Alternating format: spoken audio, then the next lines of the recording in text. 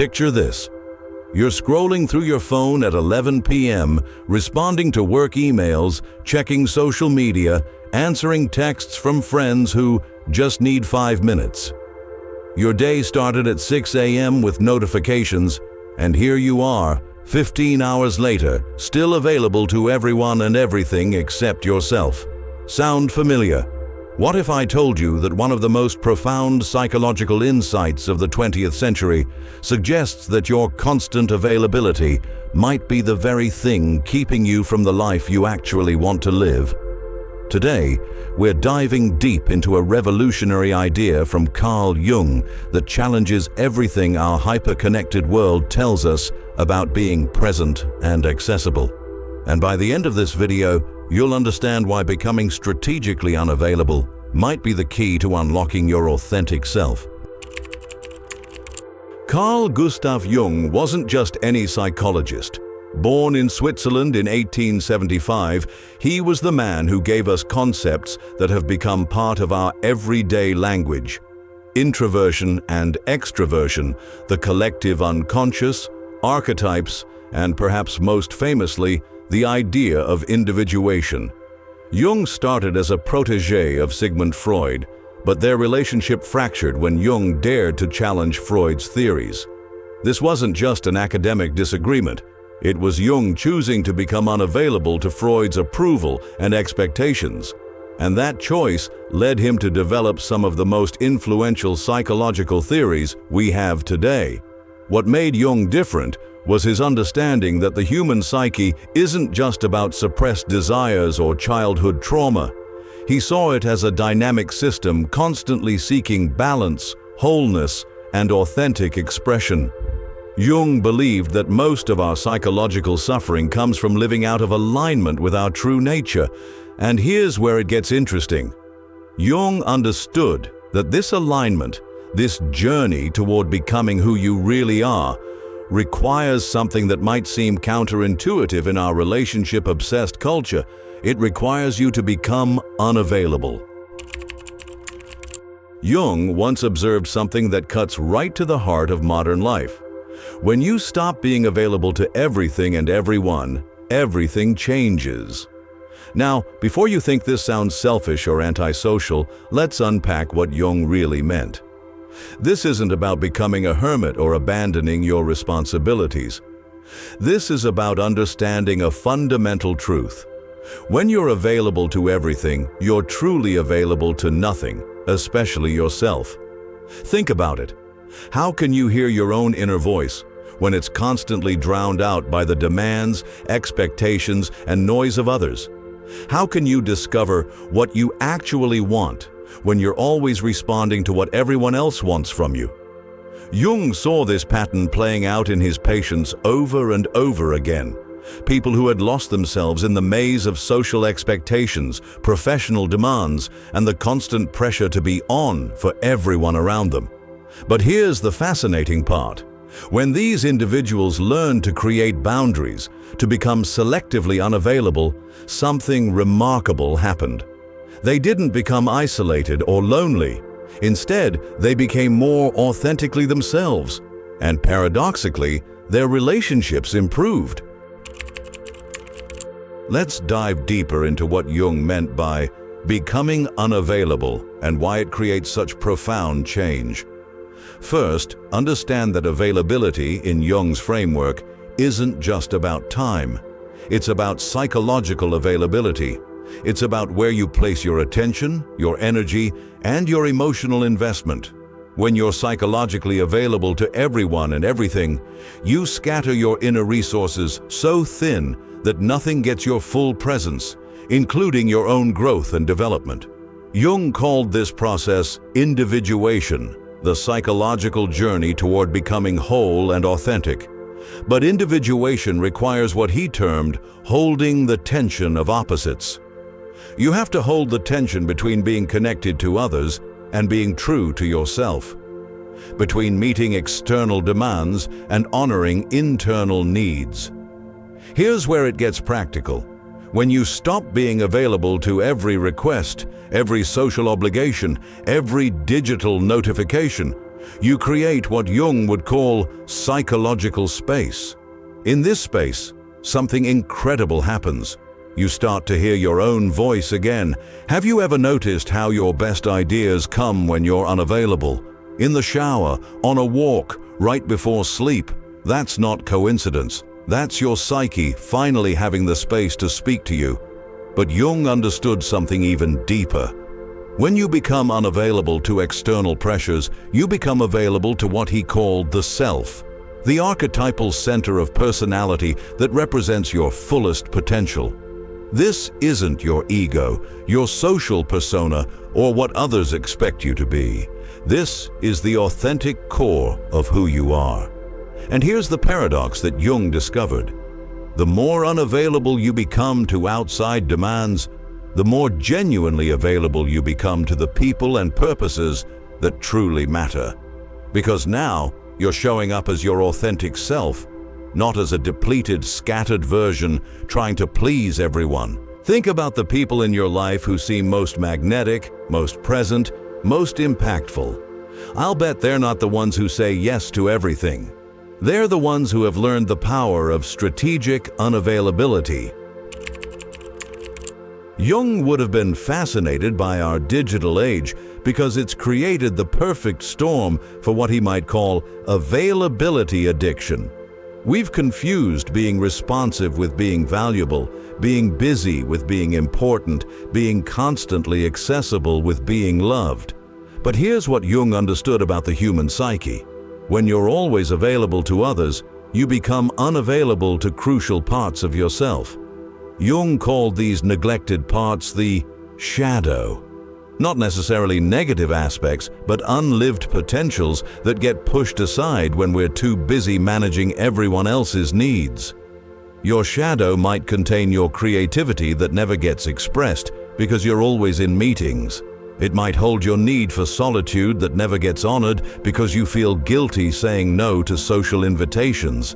It might contain your authentic opinions that never get voiced because you're too worried about keeping everyone happy. When you stop being available to everything and everyone, you create space for these shadow elements to emerge. And this is often where the real transformation begins. I want you to pause for a moment and ask yourself, what parts of you have been neglected because you've been too available to everyone else?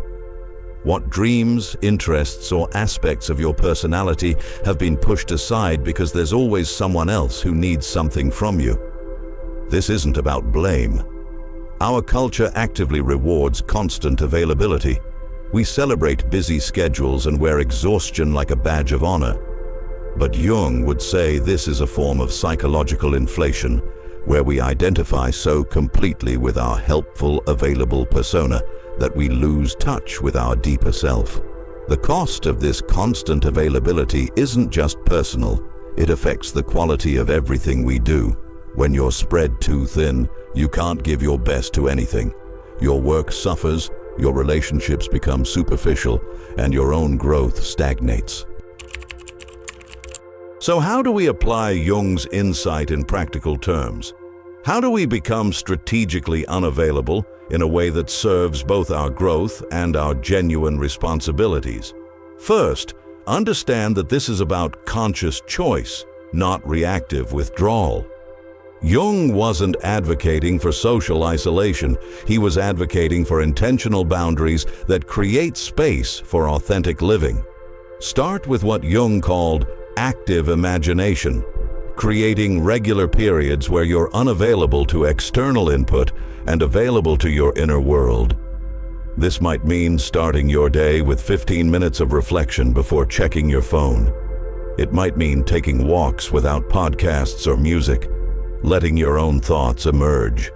In your professional life, becoming unavailable might mean batching your communications instead of responding instantly to every email. It might mean blocking out time for deep work where you're unavailable for meetings or interruptions. Companies that understand this principle often see dramatic increases in both productivity and employee satisfaction.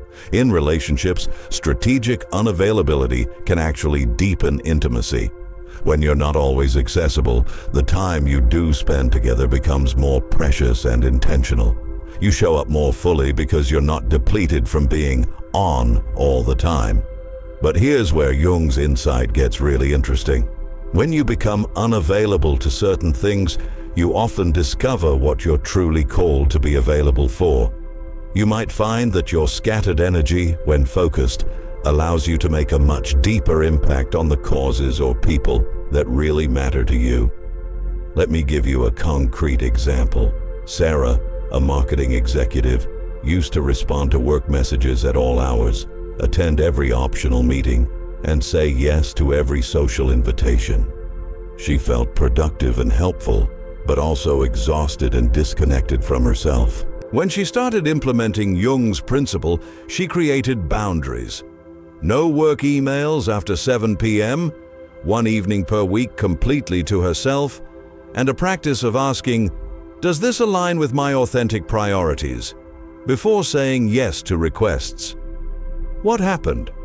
Her work quality improved because she could focus deeply. Her relationships became more meaningful because she was more present. Most importantly, she rediscovered parts of herself that had been dormant for years, eventually leading to a career transition that aligned with her true passions. This is what Jung meant when he said everything changes when you stop being available to everything and everyone. It's not that the external world transforms magically. It's that you transform, and your transformed presence changes how you interact with the world. But Jung understood something even more profound about unavailability. He recognized that our compulsive availability often stems from deeper psychological patterns, many of which are unconscious. For some people, constant availability is a way of avoiding intimacy with themselves. If you're always responding to others, you never have to face your own thoughts, fears, or desires. It's a sophisticated form of what Jung called psychological inflation, identifying so completely with being helpful or needed that you lose touch with your authentic self. For others, it's rooted in what Jung termed the collective unconscious, shared patterns of behavior that get passed down through cultures. Our society has created a collective belief that being unavailable is selfish, that boundaries are somehow cruel, that saying no means you don't care. But Jung would challenge this collective assumption. He'd argue that the most generous thing you can do for others is to become fully yourself, and that requires periods of unavailability to external demands. Here's a question for you. When was the last time you felt truly at peace with yourself? Not entertained, not stimulated, not productive, but genuinely at peace? If you can't remember, it might be because you haven't created the unavailable space necessary for that peace to emerge. Jung also understood that becoming unavailable often triggers what he called shadow projections from others. People who are uncomfortable with their own boundaries might criticize yours. They might call you selfish, distant, or uncaring. Jung would say this says more about their own relationship with unavailability than it does about you. The journey toward authentic unavailability isn't always comfortable. It requires what Jung called holding the tension, being okay with disappointing some people so you can be authentic to yourself. It means accepting that not everyone will understand your need for boundaries and choosing your growth over their approval. But here's what Jung discovered through decades of working with patients. The people who learn to be strategically unavailable don't become isolated. They become more magnetic, because there's something deeply attractive about a person who knows themselves, who has clear boundaries, and who shows up authentically rather than reactively. As we near the end of our exploration, I want you to sit with Jung's insight for a moment. When you stop being available to everything and everyone, everything changes. What would your life look like if you took this seriously? What would change if you stopped being available to distractions that don't serve you? If you stopped being available to relationships that drain rather than nourish you? If you stopped being available to the constant pressure to be productive every moment of every day? Jung believed that the goal of human development isn't to become perfect or to please everyone. It's to become whole, to integrate all aspects of yourself into a coherent, authentic identity.